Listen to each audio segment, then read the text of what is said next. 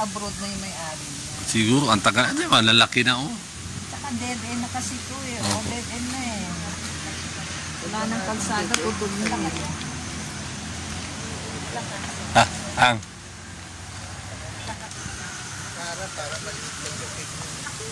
Mitindig balahibo ko, hindi ko sinasadya. Diyan, nakita ko.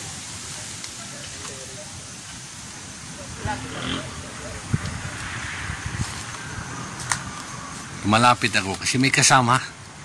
Pero kung walang kasama din ko.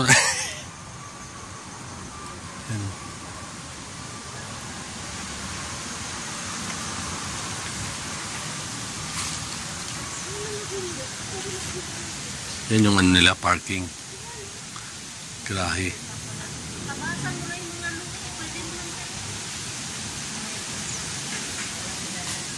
Yan yung ano nila.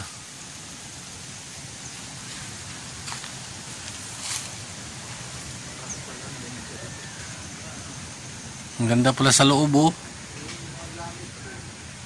Maganda sa loob. Sapa pala yun sa ano.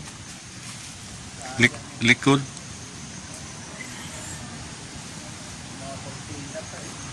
Oo, ano na oh. Inaakyatan na.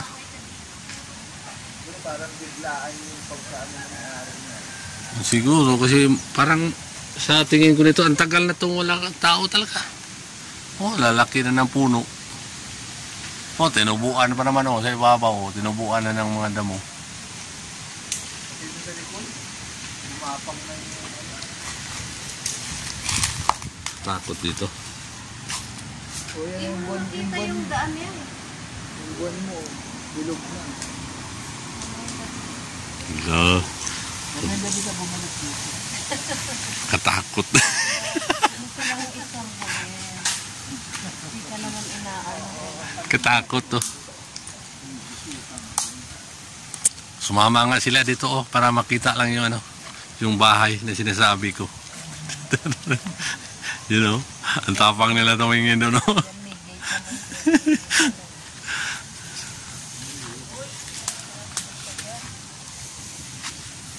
Nisilip.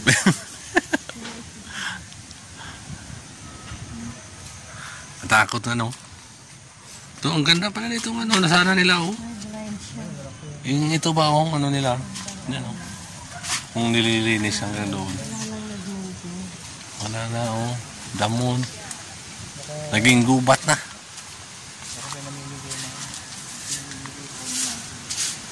Wala na talaga din na binalikan. Ito yung ano, gate nila oh. Yung gate nila. Oh, gubat na. Baka may ano pa yan sa baba, yung isa pang floor no. Pero saan ang pintuan nila? Diyan. Diyan din. Garahe ito eh. Dapat may isa pang pinto. Meron pa yan.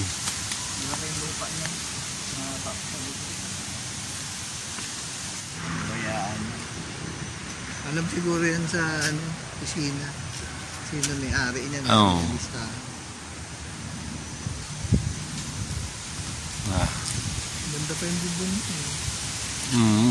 Random lang. Ang ganda nga ng bahay. Ang ganda ng bahay. Kaso, wala na. Nabulok na. Pero may mga ano pa nga, no? Gamit pa. Gamit sa loob. Hindi naman siya yung luwan na parang biglaan.